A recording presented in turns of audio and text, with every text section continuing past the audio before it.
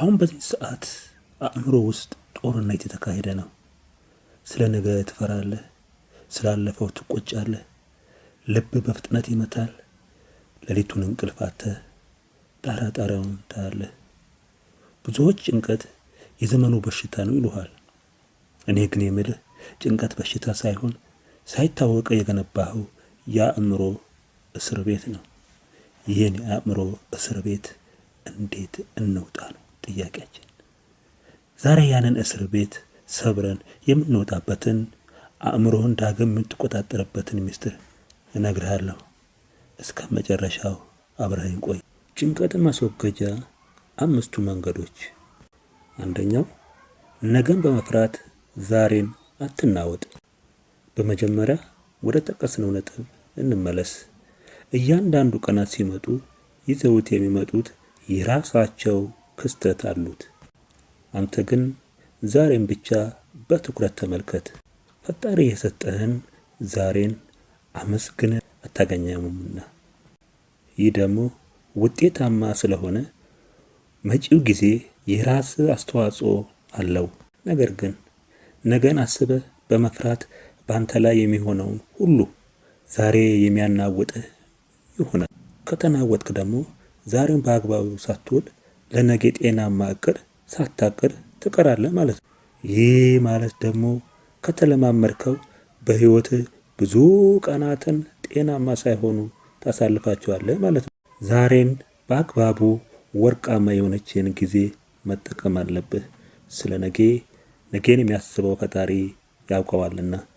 ሁለተኛ፣ ስለ ዛሬ ከማሰብ አልፈህ ወደ መጨነቅ አትዝለል። ማሰብ፣ ማቀድ፣ ማሰላሰል ለስኬታማነትም ዋጋ መክፈል የሰው ልጅ በአእምሮ የመፍጠሩ ውጤት አንዱ ምልክት ነው። ሰላም ሲደፈርስ፣ መረጋጋት ሲናጋ፣ ከሌሎች ጋር መግባባት ሲያቅትህ፣ ምንም መስራት ሲሳንህ፣ እንግዲህ እንደዚህ አይነቱን ባህሪ በውስጥህ ሲከሰት ከማሰብ ወደ መጨነቅ እየዘለልክ መሆኑን አስታውስ። ሶስተኛ፣ ጭንቀታም ሰው ነኝ ብለህ ራስን አታሳምን። ብዙ ሰዎች አስቀድሞ መጠንቀቅ ነበረባቸው ብዬ አስባለሁ። አንድ ነገር ከተከሰተ በኋላ ግን ያንን ችግር ፊት ለፊት መጋፈጥ አይችሉም። ይህ ደግሞ የሚያሳየው በፈጣሪ ላይ ያላቸውን እምነት ማነስና በህይወታቸው የሚሰጡት ትርጉም አነስ ያለ መሆኑ ነው። ስለዚህ በፈጣሪ ላይ እምነት ስለሌላቸው ወይም ፈጣሪ ያመኑበት የእምነት መጠናቸው ዝቅ ያለ ስለሆነ በችግሩ ጊዜ ለህይወት የሚሰጡት ትርጉም አዎንታዊ ሳይሆን አሉታዊ ስለሆነ ነው ራሳቸውን ከህይወት ሜዳ ትግል ገለል የሚያደርጉት። ይህ ደግሞ ጤናማ በሆነ መንገድ ሳይሆን በራሳቸው ላይ ተጽዕኖ ማድረግ ነው። መጨነቅ ባህሪያቸው እንደሆነ በማመንና ይህንንም የራሳቸውና የሌሎችን ለማሳመን የሚያስችሉ አባባሎችን በመጠቀም አሁን ደግሞ አራተኛውን ነጥብ እንይ። ከሁሉ በላይ ምን አይነት ሰው እንደሚያሳዝን ታውቃለህን? የገዛ ህሊናው ጠላት የሆነበት ሰው። በእርግጥ ይህን አባባሌን ቶሎ ልትስማማ እንደማትችሉ አልጠራጠርም። በህሊናችን ያከበርናቸው ነገሮች ከእውነታው አንጻር ስንመለከተው ክብደታቸው እኛ ከገመትነው ከሰጠናቸው መጠን በታች ሊሆኑ ይችላሉ።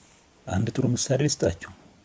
በብዙ ሰዎች መካከል ንግግር ሲጋበዝ አንድ ሰው ምን እንደሚናገር እያሰበ የሚጨነቅ ሰው ተነስቶ ሲናገር የሚችለውን እያገዘፈ ሲጨነቅ ሰው ሁሉ ተነስቶ ሲጮህበት እየታየው ይሰቃያል። አይቀሬ ሆኖ ወደ መድረክ ወጥቶ አቅሙ የቻለውን ተናግሮ ከወረደ በኋላ ለዚህ ነው እንዴ የተጨነቅኩት ይላል። አስተውላችኋል? በጭንቀት ውስጥ ብዙ ዋጋ ከከፈላችሁ በኋላ ለዚህ ነው እንደዚህ የተጨነቅኩት የሚሉ ሰዎች ቁጥራቸው ጥቂት አይደሉም። አንተ ግን የምታመልከውን አምላክን ተደግፈህ አንድ ጽኑ ውሳኔ ይኑርህ።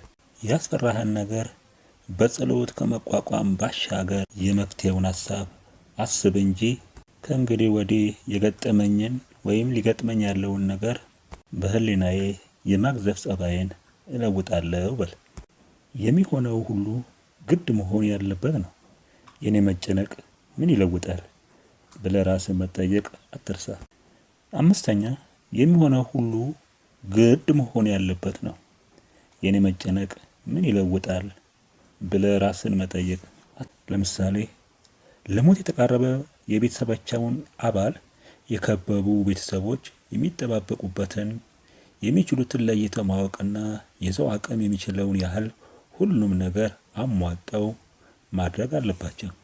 ይህን ሁሉ ድካማቸው ግን ያንን ሰው ከሞት የማይመልሰው ከሆነ ቀጣዩን ነገር ማመን አለባቸው። ጭንቀት መፍትሄ የምንፈልግላቸውን አቅጣጫዎች ሁሉ ዘግቶ እንዳንላወስ የሚያደርገን መሆኑን መዘንጋት የለበትም። አእምሮን የመግራት ስልቶች።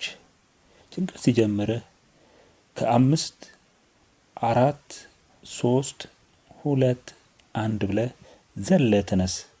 ቀጥታ ልትሰራ ወዳሰብከው ሀሳብ ውስጥ ወደ ተግባር ወይም ደግሞ ተግባራዊ በሆነ ስራዎች ራስን ጥመድ። ሌላኛው ዲጂታል ዲቶክስ የምንለው ነውና ጠዋት ስትነሳ መጀመሪያ የምትነካው ስልክ ከሆነ የዓለምን ስቃይ ወደ አእምሮ እየጋበዝከው ነውና ይህንን ለማስወገድ ስልክ መነካትህን አቁም። ሌላኛው በወረቀት ላይ 2 ክብ ስራ። በውስጣቸውም ክቡ በእኔ ቁጥጥር ስር ያሉ ብለህ ጥረቴ፣ ንግግሬ፣ ምግቤ ብለህ ጻፍበት። በውጨኛው ክብ ከኔ ውጪ ያሉ ብለህ ደግሞ የሰው አስተያየት፣ የአየር ሁኔታ ወይም የአየር ንብረት፣ የኢኮኖሚ ሁኔታ ብለህ ጻፈው። ጉልበትህ በውስጡ ክብ ውስጥ ባለው ብቻ። ምክንያቱም አንተ ማድረግ የምትችለውን በእጅህ ያለውን መስራት የምትችለውን እንጂ ማድረግ የማትችለውን በአይንህ ብቻ የምትመለከታቸውን ሁሉ የኔ ነው ማድረግ እችላለሁ ብለህ አትጨነቅ። ሌላኛው በወረቀት ላይ መጻፍ። ጭንቀትህን በወረቀት ላይ አስፍረው። ጭንቀትህ በጭንቅላትህ ውስጥ ግዙፍ ተራራ ነው። ወረቀት ላይ ሲሰፍር ግን ተራ ቃላት ይሆናል። ማታ ከመተኛትህ በፊት የሚያስጨንቅህን ነገሮች ሁሉ በዝርዝር ጻፋቸው። አእምሮ ተመዝግቧል ብሎ ስለሚያስብ እንቅልፍህን ሳይረብሽ ማታ መተኛት ትችላለህ። ሌላኛው መንፈሳዊና አካላዊ መፍትሄዎች ናቸው። ጸሎትና ሜዲቴሽን። ሁሉም ነገር ለፈጣሪ መስጠት ያለውን የአእምሮ እረፍት ታገኛለህና። ምክንያቱም ፈጣሪ የሁሉም ነገር ባለቤት ነው ብለህ ስትሰጠው ጠባቂና ኃያል ጌታ እንዳለ ስታምን ህሊና በጌታዎቹ ጠባቂነት ስለሚታመን እረፍት አድርገህ መቀመጥ ትችላለህ። የዚች ዓለምን ባለቤቱ ፈጣሪ ስላላት ሁሉንም ነገር ለፈጣሪ መስጠት መጸለይ ያስፈልጋል። እንዲሁም ፈጣሪ የሰጠህን ሰውነትህን በስፖርት በተወሰነ ጊዜ መጠበቅም ተገቢ ነው። ሰውነትህ ሲንቀሳቀስ ጭንቀትህ ይሟሟል። ቢያንስ ለ20 ደቂቃ ያህል የእግር መንገድ ወይም ስፖርት ብትሰራ የተሻለ ነገር ታገኛለህ። እንዲሁም አሁን ባለ ቅጽበት መኖርህን አረጋግጥ ለራስህ። ማይንድ ፉልነስ ትላንት ታሪክ ነው፣ ነገር ግን ሚስጥር ነው። ዛሬ ግን ስጦታ ነው። ትንፋሽህን አስተውል። አሁን ያለህበትን ድምፅ ስማ። አሁን እዚህ ነህ፣ ደህና ነህ። በኋላ ምን እንደምትሆን አታውቅምና፣ ስለዚህ አሁናዊ ደስታህን አትነጥቀው።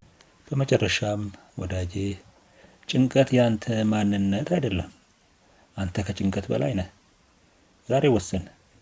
የነገው ስጋትህ የዛሬን ሰላምህን እንዳይሰርቀው አልፈቅድለትም። ቪዲዮ ጠቃሚ ሆኖ ካገኛችሁት ላይክ በማድረግ ለሌሎች እንዲደርስ አድርጉ። ለቻናላችን አዲስ ከሆናችሁ ደግሞ የልቀት መንገድ የሚለውን ቻናል ሰብስክራይብ በማድረግ የቤተሰብ አባል ይሆኑን። በሌላ ቪዲዮ እስከምንገናኝ ድረስ ሰላማችሁ ይብዛልኝ።